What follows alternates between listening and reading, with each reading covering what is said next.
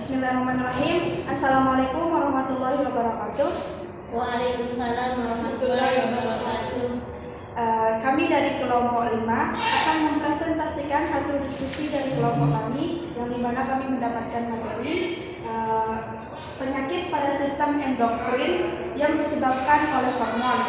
Sebelum itu, saya akan memperkenalkan anggota kelompok saya. Saya sendiri Bayani Lipada sebagai moderator sekaligus penyaji pertama. Kemudian ada Zuhairatul Anwariyah sebagai penyaji kedua.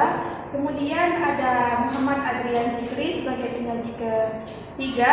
Kemudian ada Baik Selviana Marta Dewi sebagai penyaji keempat. Untuk Pebi Oktaviani dikarenakan masih sakit dan berada di rumah sakit sehingga tidak bisa mengikuti presentasi kali ini. Baik, langsung saja ke materi pertama. Di sini dipaparkan gambar dari sistem endokrin, anatomi dari sistem endokrin. Next. Sistem endokrin adalah sistem kelenjar yang bekerja pada tubuh manusia, yang hasil sekresinya langsung ke dalam darah tanpa melewati ductus atau saluran, dan dari sekresi tersebut adalah hormon. Hormon adalah zat kimia yang dibawa dalam aliran darah ke jaringan dan organ, kemudian merangsang hormon untuk melakukan tindakan tertentu. Ada beberapa penyakit yang disebabkan oleh gangguan hormon, yaitu sindrom Cushing, hipopituitarisme, penyakit Addison, PCOS atau sindrom ovarium polikistik, gigantisme, hipertiroidisme, dan hipotiroidisme. Di sini kami mengambil dua penyakit, yaitu hipopituitarisme dan hipotiroidisme. Yang pertama di sini ada hipopituitarisme.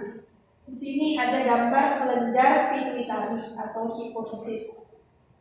Next. Kelenjar pituitari atau hipofisis merupakan kelenjar kecil yang berbentuk seperti kacang terletak di bawah otak di dasar tengkorak yang disebut fossa hipofisis atau sella turcica. Hipofisis berhubungan dengan hipotalamus yang menonjol dari diencephalon ke inferior.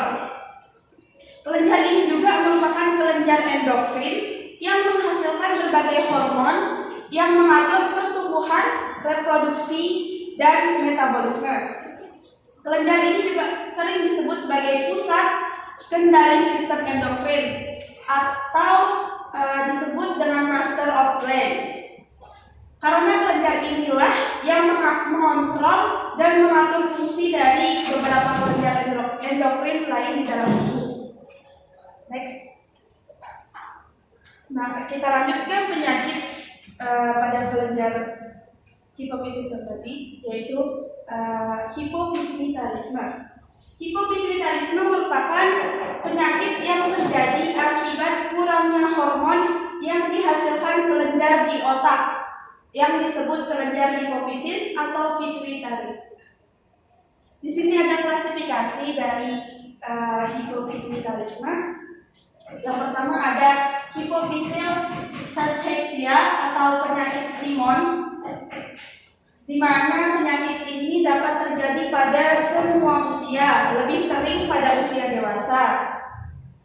Kemudian penyakit ini juga lebih sering pada wanita dengan perbandingan 2:1. Penderita penyakit ini dapat hidup bertahun-tahun dengan penyakitnya, kadang-kadang sampai 30-40 tahun. Kemudian yang kedua ada hipofisial dwarfism atau jenis Lorean-Levy, di mana penyakit ini menyerang anak yang sedang bertumbuh kembang. Kemudian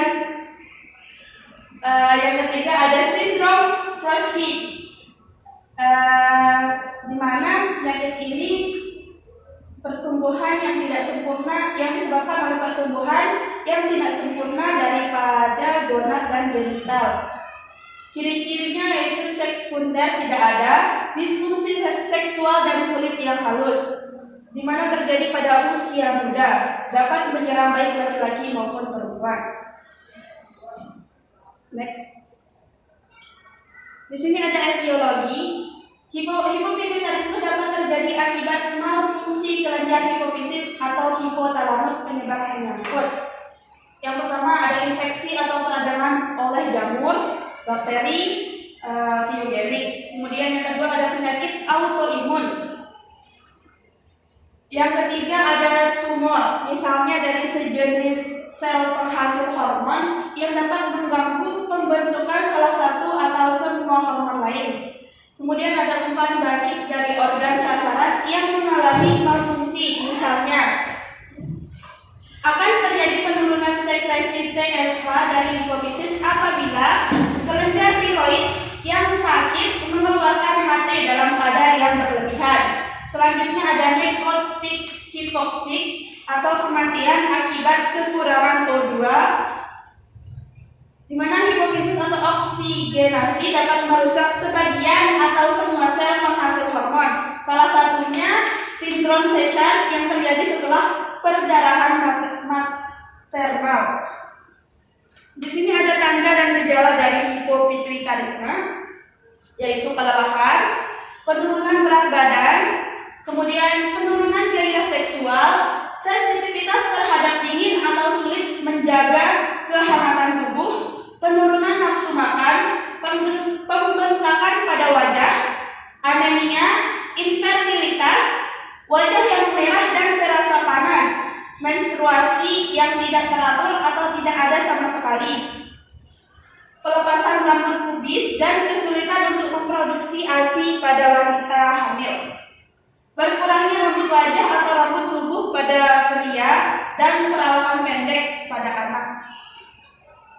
Di sini ada patofisiologi dari hipopituitarisme. Hipopituitarisme terfokus pada penurunan sekresi hormon hipofisis yang dapat penyakit pada hipotalamus maupun hipofisis. Hipofungsi hipofisis anterior terjadi jika 75% parenkim rusak dan bersifat kongenital atau karena berbagai kelainan yang didapat. Untuk hipofungsi hipofisis posterior dalam bentuk diabetes insipidus hampir selalu disebabkan oleh kelainan pada hipotalamus. Meskipun mungkin beberapa mekanisme lain berperan pada kasus hipofungsi, namun sebagian kasus ini disebabkan oleh proses destruktif yang secara langsung mengenai hipofisis anterior. Di antaranya ini tumor dan lesi massa lainnya, kemudian pembedahan atau radiasi hipofisis, kemudian apopleksi hipofisis, kemudian nekrosis iskemik hipofisis dan sindrom Sesar, kemudian ada kista celah latek, kemudian sindrom sela kosong, kemudian sela kosong primer, sela kosong sekunder, dan defek genetik.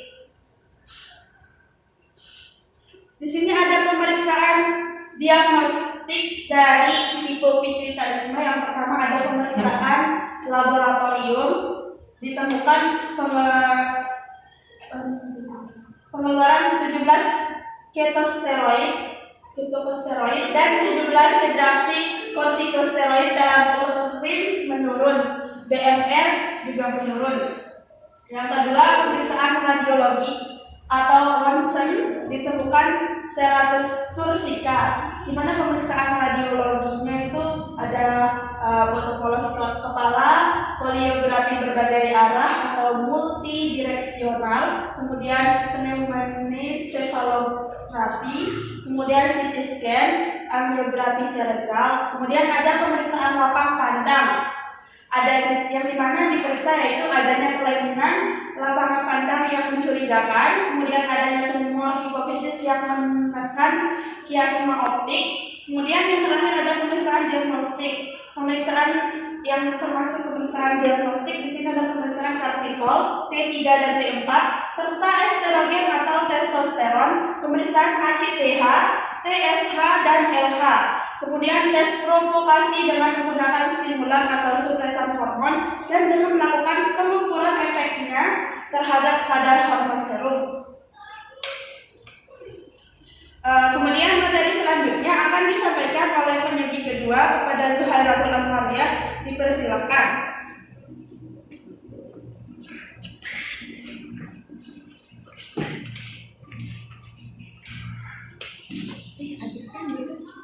Baiklah, selanjutnya saya akan menjelaskan tentang komplikasi. Yang dimana yang pertama kardiovaskular, hipertensi, trombofibrilitas, tromboembolisme, percepatan uterosklerosis. Yang kedua imunologi, yang dimana peningkatan resiko infeksi dan penyamaran tanda-tanda infeksi. Yang ketiga, perubahan mata glaukoma, lesi kornea. Selanjutnya yang keempat, metabolik, perubahan pada metabolisme glukosa, sindrom penghentian steroid. Yang kelima, ada perubahan penampakan muka seperti bulan atau moon face, bertambahnya berat badan dan jerawat. Selanjutnya penata pelaksanaan atau pengobatannya, yang dimana pengobatan hipopituitarisme mencakup penggantian hormon-hormon yang kurang, GH manusia, hormon yang hanya efektif pada manusia yang dihasilkan dari teknik rekombinasi asam deoksiribonukleat atau DNA, dapat digunakan untuk mengobati pasien dengan defisiensi GH dan hanya dapat dikerjakan oleh dokter spesialis. GH manusia jika diberikan kepada anak-anak yang menderita dwarfisme hipofisis dapat menyebabkan peningkatan tinggi badan yang berlebihan, di mana GH manusia rekombinan juga dapat digunakan sebagai hormon pengganti pada pasien dewasa dengan panhipopituitarisme. Hormon hipofisis hanya dapat diberikan dengan cara disuntik. Selanjutnya, ini ada penyakit yang kedua, yaitu hipotiroidisme, yang dimana hormon tiroid memiliki peran penting dalam pengaturan laju metabolisme basal dan stimulasi termogenesis. Pada fungsi tiroid normal, hormon tiroid bekerja secara optimal dalam mengatur jalur metabolisme, utama di dalam tubuh dan mengendalikan keseimbangan energi. Yang dimana hipotiroidisme adalah salah satu gangguan pada hormon tiroid. Next, ini ada gambar dari penyakit hipotiroidisme, yang dimana hipotiroid adalah penyakit yang terjadi karena kurangnya hormon tiroksin yang diproduksi dari kelenjar tiroid, di mana hipotiroid menyebabkan beberapa kelainan pada tubuh karena hormon dari kelenjar tiroid ini bertugas mengatur metabolisme dalam tubuh. Selanjutnya ada anatomi dan fisiologi dari penyakit hipotiroidisme. Next, kelenjar tiroid merupakan kelenjar yang terletak di leher dan terdiri atas sepasang lobus sisi kiri dan sisi kanan. Terletak di leher dihubungkan oleh isthmus yang menutupi cincin trakea 2 dan 3. Kelenjar ini tersusun dari zat hasil sekresi bernama koloid yang tersimpan dalam folikel koloid.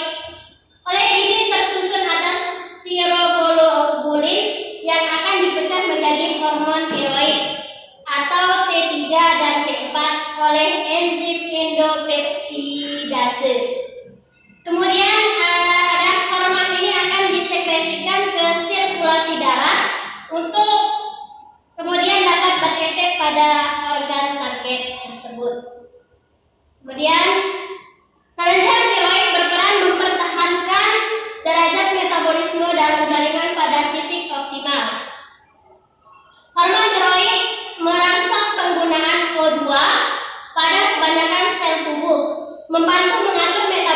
lemak dan hidrat arang, dan sangat diperlukan untuk pertumbuhan serta maturasi normal.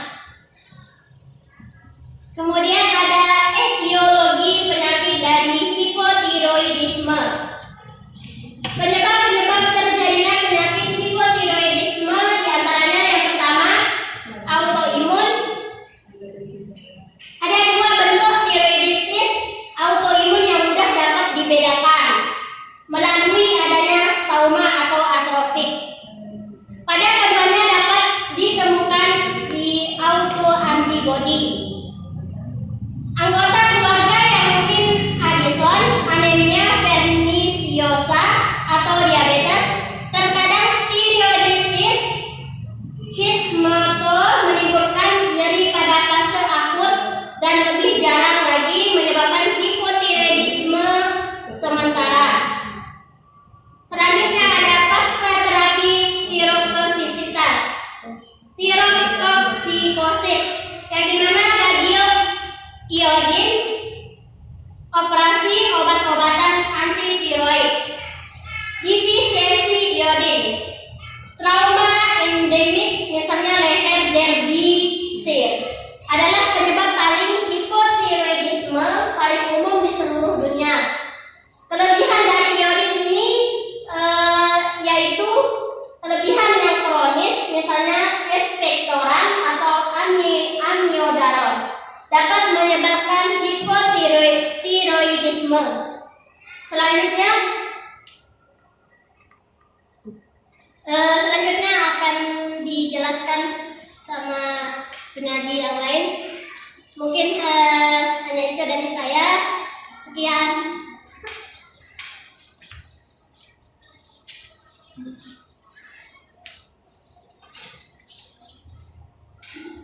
Baiklah, saya di sini akan melanjutkan penjelasan dari Atun itu tentang tanda dan gejala hipotiroidisme. Yang pertama, perlambatan daya pikir dan gerak yang canggung lambat. Yang kedua, mudah lelah dan pusing.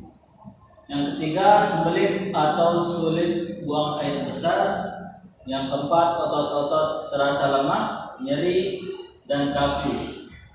Yang kelima, penurunan frekuensi denyut jantung, pembesaran jantung, dan penurunan curah jantung. Yang keenam, pembengkakan dan edema kulit, terutama di bawah mata dan di pergelangan kaki. Yang ketujuh, penurunan kecepatan metabolisme, penurunan kebutuhan kalori, penurunan nafsu makan dan penyerapan zat gizi dari saluran kena. Yang kedelapan itu konstipasi. Yang sembilan, perubahan dalam fungsi reproduksi. Yang terakhir, kulit kering dan bersisik, serta rambut kepala dan tubuh yang tipis dan kaku. Patofisiologi hipotiroid dapat disebabkan oleh gangguan sintesis hormon tiroid atau gangguan pada respon jaringan terhadap hormon tiroid. Sintesis hormon tiroid diatur sebagai berikut. Yang pertama, hipotalamus membuat tirotropin releasing hormon atau TRH yang merangsang hipofisis anterior.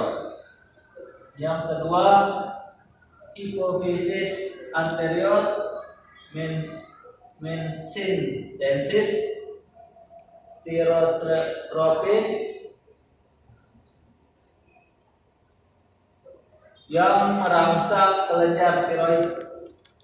Yang ketiga, kelenjar tiroid mensintesis hormon tiroid, triodotironin dengan T3 dan tetraidotironin dengan T4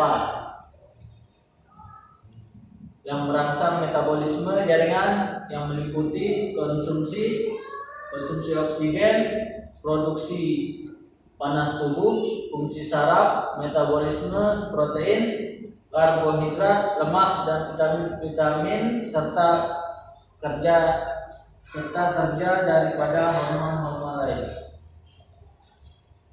Selanjutnya, hipotiroid dapat terjadi akibat malfungsi kelenjar tiroid, hipofisis atau hipotalamus apabila disebabkan oleh malfungsi kelenjar tiroid, maka kadar HT yang rendah akan disertai oleh peningkatan kadar TSH dan TRH karena tidak adanya umpan balik negatif oleh HT pada hipofisis anterior dan hipotalamus. Apabila hipotiroid terjadi akibat malfungsi hipofisis, maka kadar HT yang rendah disebabkan oleh rendahnya kadar TSH, TRH dari hipotalamus tinggi karena tidak adanya umpan balik negatif baik dari TSH maupun HT.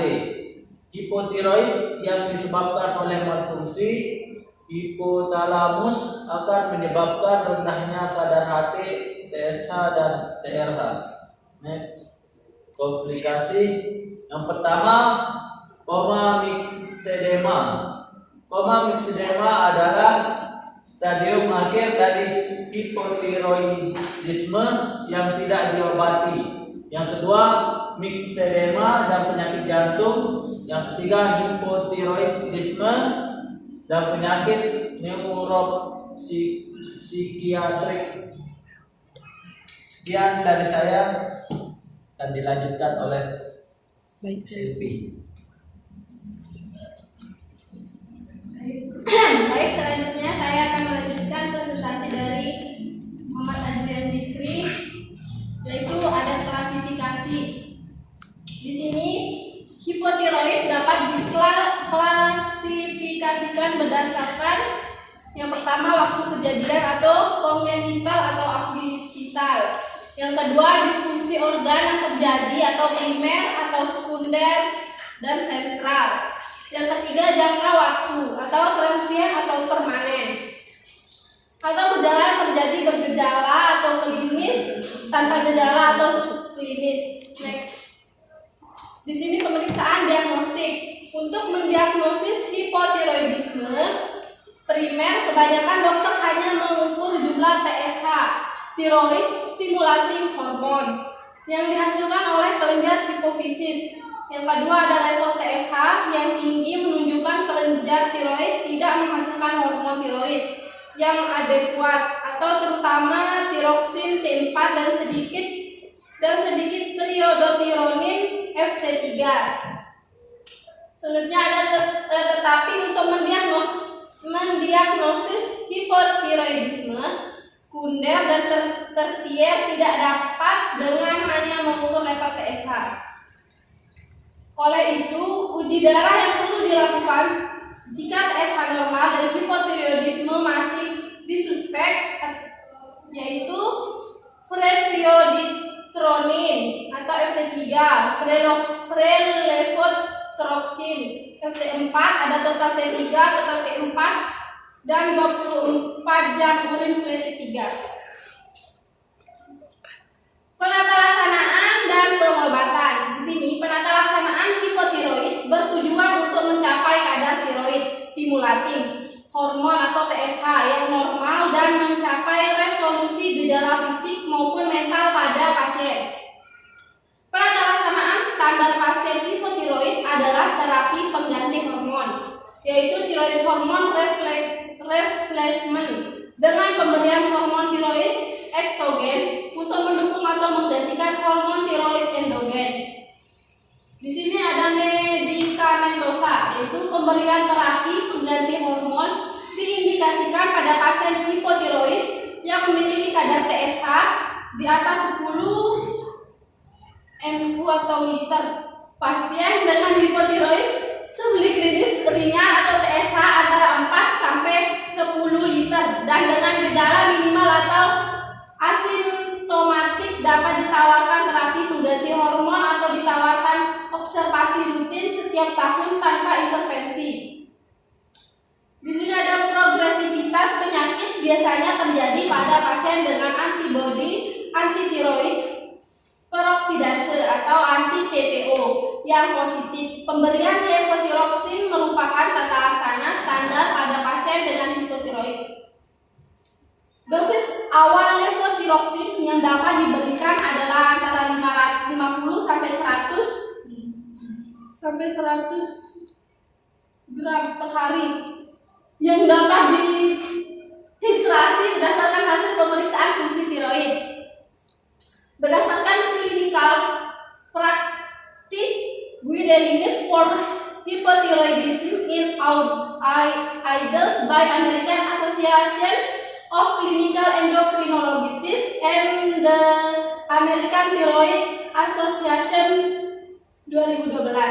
Pemberian terapi harus dievaluasi dan dititrasi berdasarkan kadar TSH dan FT4 yang dilakukan setiap 4 sampai 8 minggu setelah pemberian terapi inisial.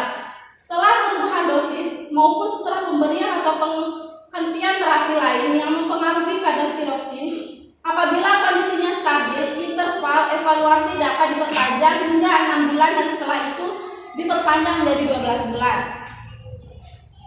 Pembedahannya yaitu pembedahan sebenarnya jarang dibutuhkan bagi pasien hipotiroid dan lebih sering diperlukan oleh pasien hipertiroid. Namun pembedaan diindikasikan bagi pasien dengan goiter berukuran besar yang mengganggu fungsi trakea dan esofagus. Terapi suportif pada kasus hipotiroid biasanya diperlukan bagi pasien dengan komplikasi berat seperti koma myxedema. Terapi suportif untuk kasus ini harus dilakukan di intensive care unit atau ICU dengan manajemen cairan dan elektrolit. Penggunaan ventilator bila terjadi gagal napas, pemberian vasopresor bila terjadi hipotensi, penenangan hipotermia, dan terapi penyakit akut yang menyertai. Terima kasih. Sekian dari kelompok saya. Silakan moderator.